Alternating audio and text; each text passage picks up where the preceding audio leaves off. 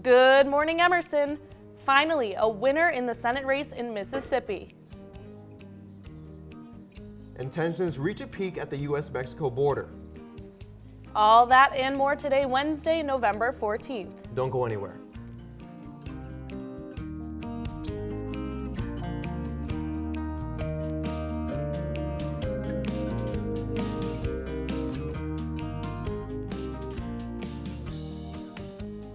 I'm Juliana Bruno. And I'm Angel Salcido. Angel, how was your Thanksgiving? Mine was great. How was yours? It was great. I am a huge fan of the Thanksgiving sides, specifically the cranberry sauce. You know what I'm thankful for? What are you thankful for? That we have a great show today with a segment from our Los Angeles campus. And a special performance from Sophie Gripari, accompanied by James Marino. But first, here are this week's top stories.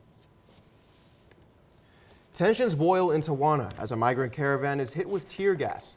After reaching the U.S.-Mexico border, migrants, including children attempting to enter through the U.S., were hit by a barrage of tear gas from border officials. This reportedly came after officials were struck with stones thrown by people within the caravan. President Trump has defended the use of the tear gas and denies its use on women and children, saying, "Why are they there?" First of all, the tear gas is a very minor form of the tear gas itself. It's very safe. Trump has stood firm on his beliefs, saying, "Here's the bottom line. Nobody's coming into our country unless they come in legally."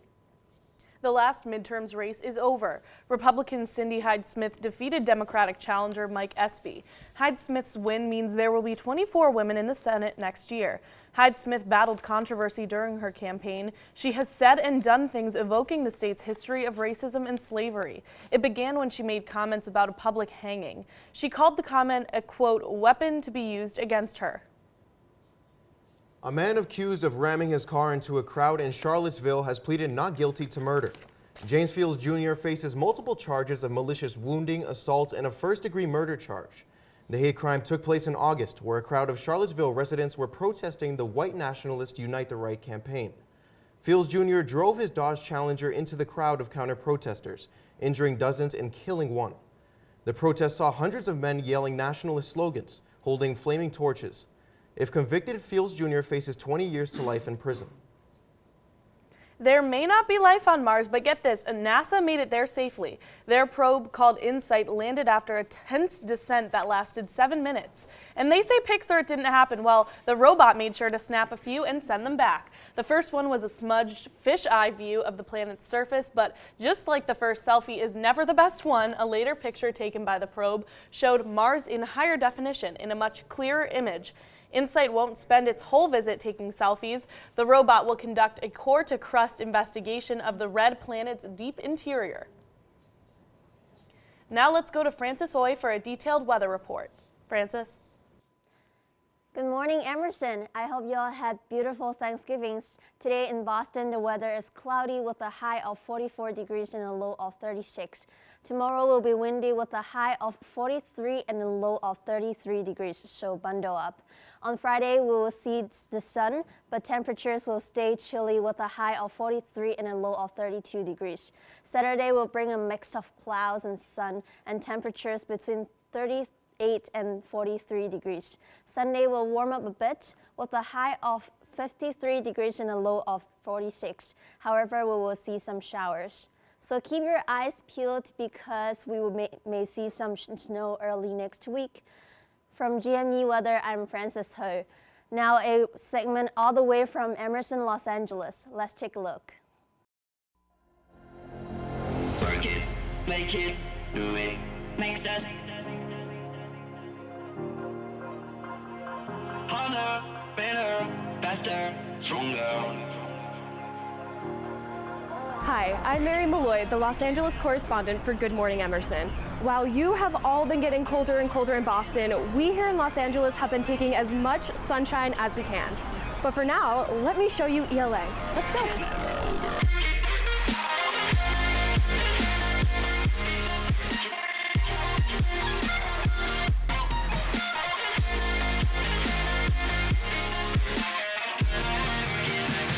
Home to about 200 Emerson seniors, ELA serves as both a residence hall for those studying here, as well as a home for classroom and performance spaces. The dorm rooms are located on 2 towers placed on the east and west sides of the building, towering 10 floors above the iconic Sunset Boulevard. Similar to most Emerson dorms, the rooms follow a suite style of living, with students residing in either 4, 5, or 6-person suites. Each suite is complete with refrigerators, microwaves, and vacuums to get you started. The rooms themselves feature floor-to-ceiling windows with scenic views of mountains, sunsets, and Hollywood. I'm outside Mission Cantina, one of the restaurants that accepts Emerson board bucks. I'm starving, so I'm gonna go get some tacos. Let's check it out. In addition to Mission Cantina, there are other great restaurants in the area that accept board bucks. But I'm sure you don't want to spend all your time on campus, right?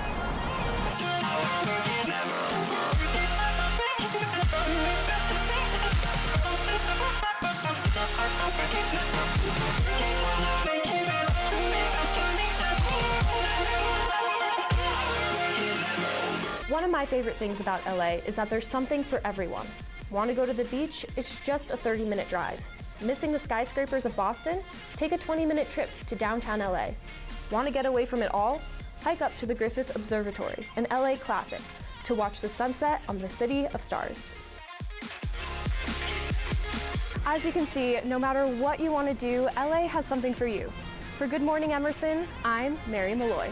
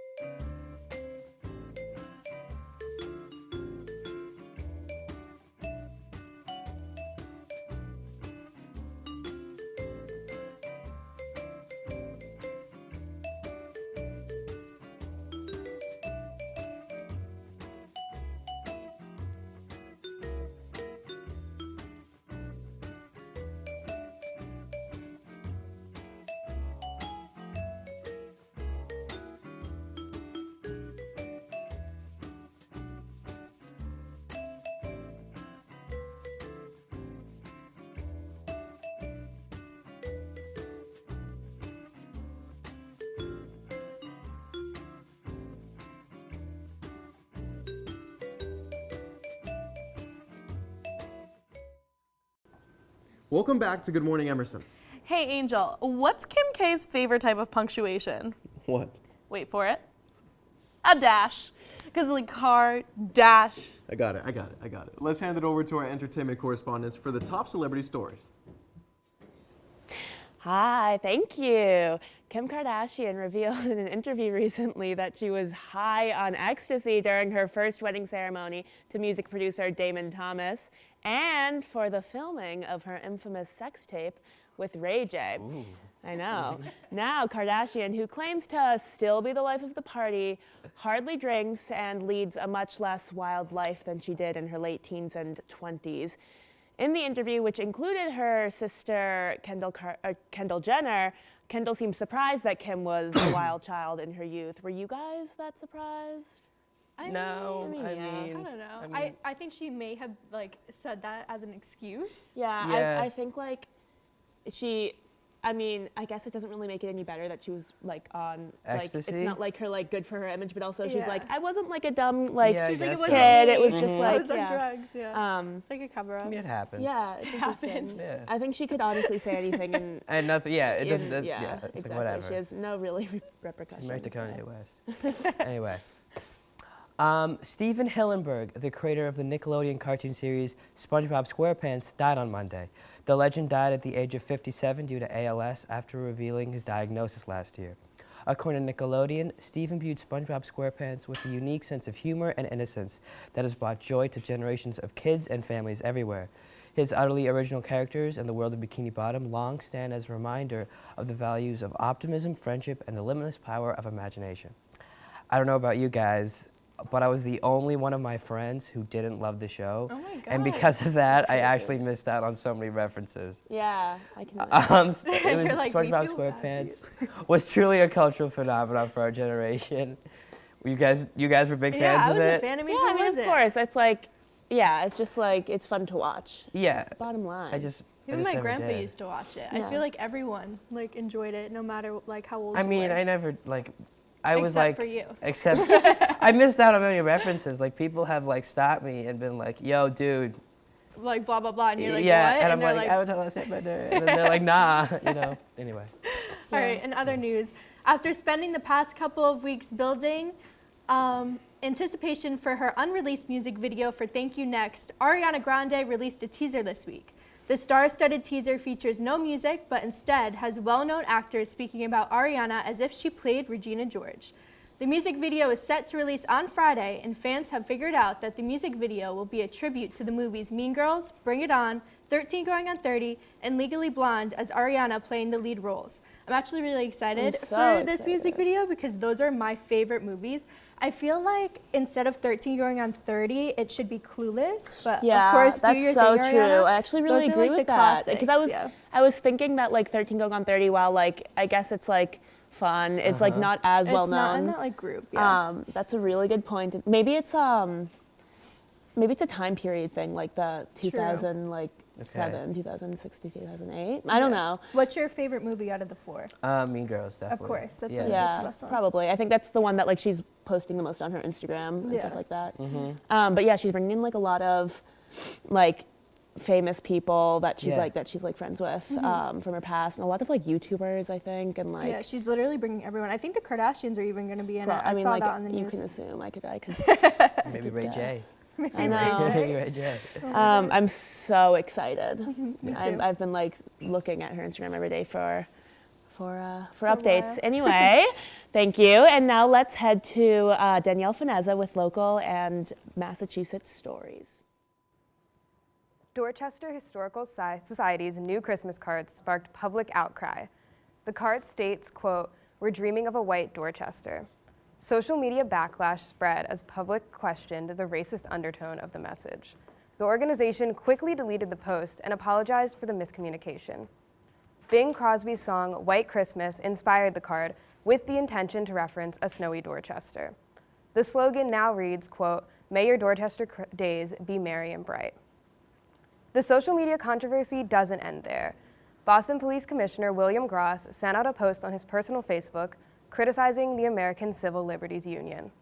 The ACLU is currently involved in a lawsuit for the release of the Boston Police gang database. Gross's post claimed that the ACLU focused more on lawsuits than helping police fight crime. Gross said his post was taken out of context, and he has no issue working with the union. The ACLU stated that the post attempted to divert attention from the lawsuit's issues.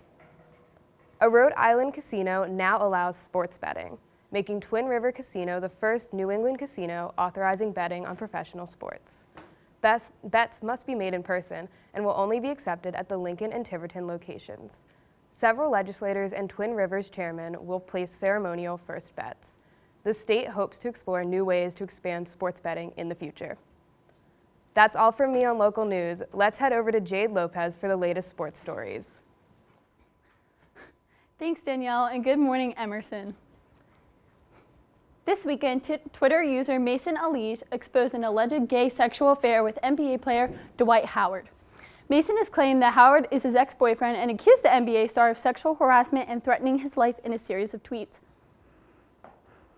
The author, who identifies as a gay man, says that he was harassed, manipulated, and even catfished when Howard's pastor did not sign a non-disclosure agreement about his alleged relationship with Howard.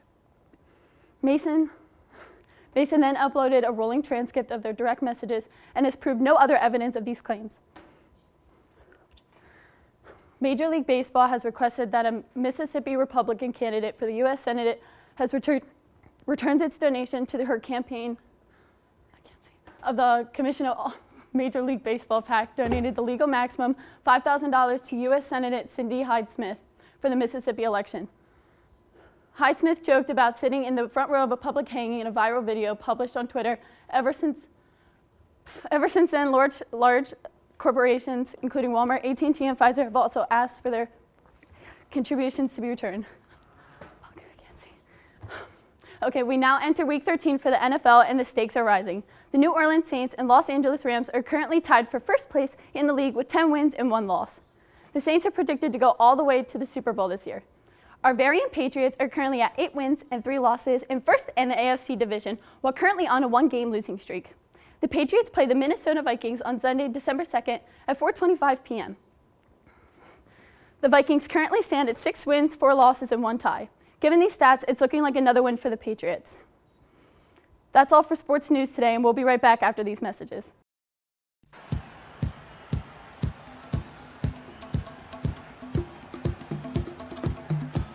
All right, coming back in 10 seconds.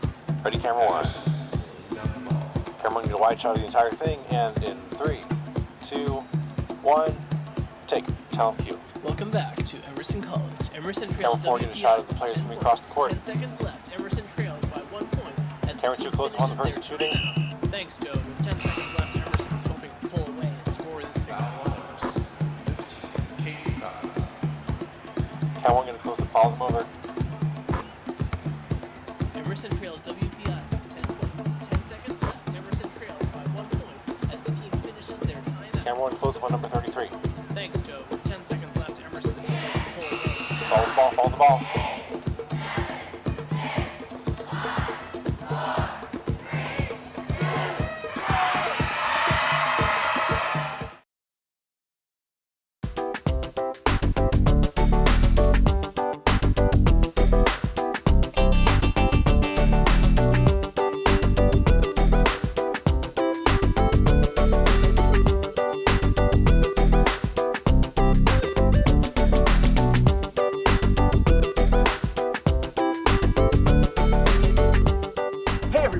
Welcome to Boston. We're so excited to be your guide to the wacky city of Boston, Massachusetts. Hello, I'm Paulo Seves. And I'm Matt Finkelstein. And welcome to Fast Forward Rewind, the orientation show that is here to make your college experience the best it can be. 5, 6, 7, 8, President Pelton is our best friend. President, I am my best friend.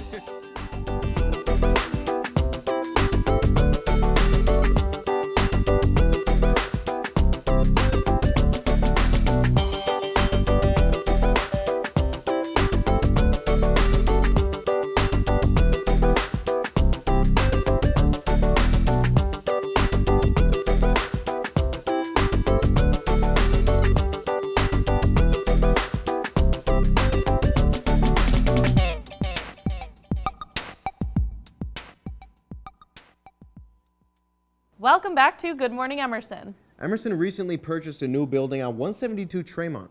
Emerson Vice President Jim Hoppe has all the details. Let's check it out. Hi, my name is Jim Hoppe. I'm the Vice President in Campus Life here at Emerson.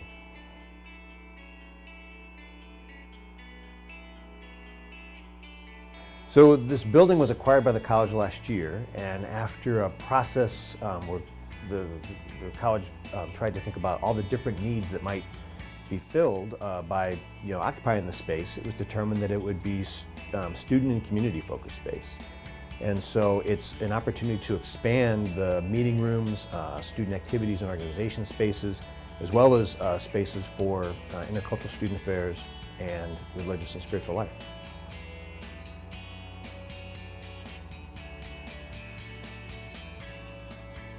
So part of the functions of the current campus center will move into 172, and part of the functions of the current campus center will stay where they are. And so everything on the second floor, so the Max, the Quiet Lounge, the other lounge, student success, those functions will all stay.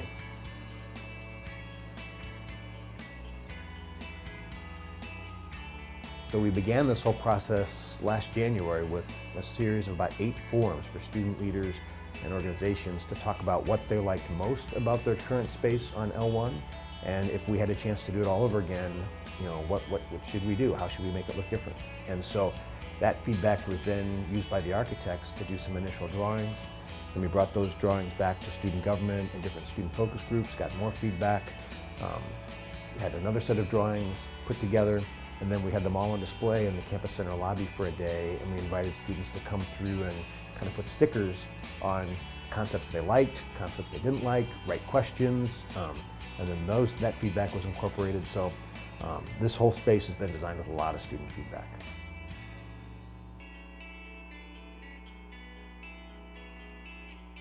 A lot of opportunity for the whole community to come together. So in this new building, when you first walk in, there'll be a huge lounge that we're calling the Hub. And that's going to be open for students, faculty, staff, undergraduate and graduate students, just kind of a living room to hang out in. More meeting rooms, so probably twice the amount of meeting rooms open to student organizations and members of the community, faculty and staff. A community kitchen, so there'll be a kitchen that's open to the campus and a seating area for about 40 people. And so during lunch, it'll be open for folks just to come up and eat. And then in the evenings, it'll be an opportunity for organizations and departments to have meetings over meals, cook dinner together. And so that's something we don't have right now. On the 4th floor will be a brand new cultural center, so about 3 times the size of the current space, and a new Center for Religious and Spiritual Life. And so taking 2 functions that are really important to the life of the college and giving them a lot more prominence, a lot more space. So this is part of a larger process on the part of the college to really put more resources into the sense of community. More space, more opportunities for people to gather. So the campus center is really going to be spread out over 3 buildings. There'll be the functions that are staying in Piano Row. There'll be all these new functions in 172. And then in the basement of the little building, there'll be a new student performance center. So there'll be 2 cabarets, 2 studios, 3 practice rooms, a green room, dressing rooms, a set construction space. So lots of more opportunities for students to come together, work on projects, hang out. It's, I think, going to have a really positive impact on the sense of what it feels like just to be on the campus.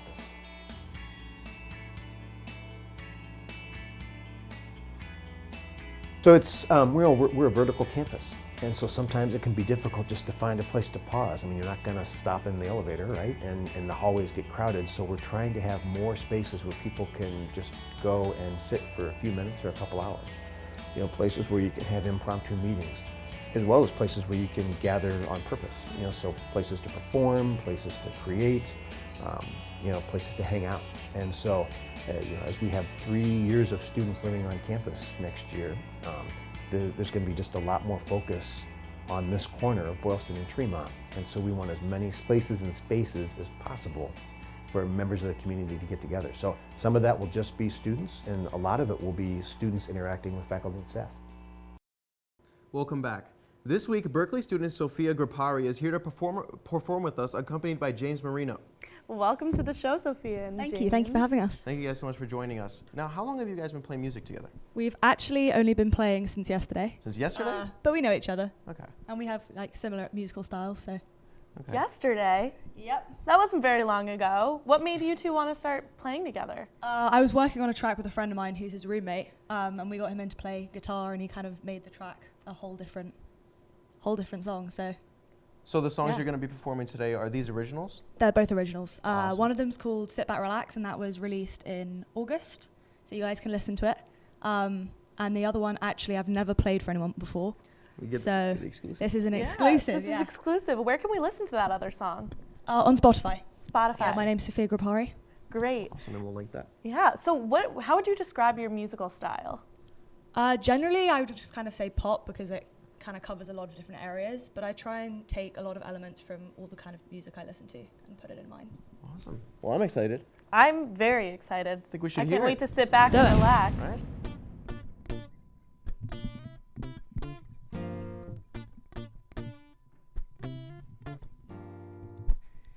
You got me feeling so excited with your body. You say you like the way I move, and every time you say you're lonely, you know exactly what to do. I'ma put it out there that it's a little unfair, but I want you to myself tonight. So sit back, relax, but I can give you everything. All you gotta do is let me in. I can tell you've been wondering. So sit back, relax.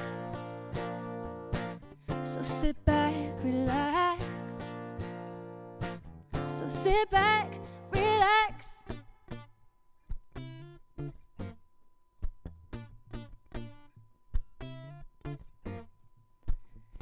You know there's nothing stopping us from getting closer. I'll run my fingers through your hair. You bring your voice down to a whisper. Show you my world, I'll take you there. No, no, no, no, no, no. I'ma put it out there that it's a little unfair, but I want you to myself tonight. So sit back, relax, but I can give you everything. All you gotta do is let me in. I can tell you've been wondering. So sit back, relax. So sit back, relax. Oh, oh, so sit back, relax.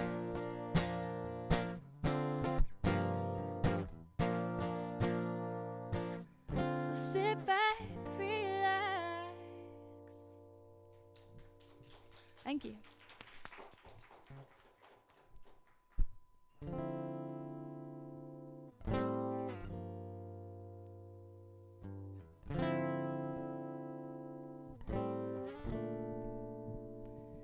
I dare you to try and find an excuse. You think they'll believe you, and what you say it didn't do.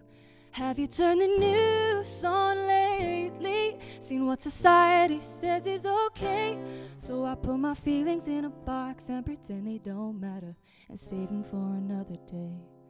So just sit there while I try to make some sense. Don't tell me you wanted it. Is that your only defense? And I hope that you're sick to your stomach when your belief in your own lies, the stories you created in your head, the ones I never agreed to, yet they don't affect your life. And your sins, they're still haunting me. And when I'm ready, you best believe you've got a storm coming.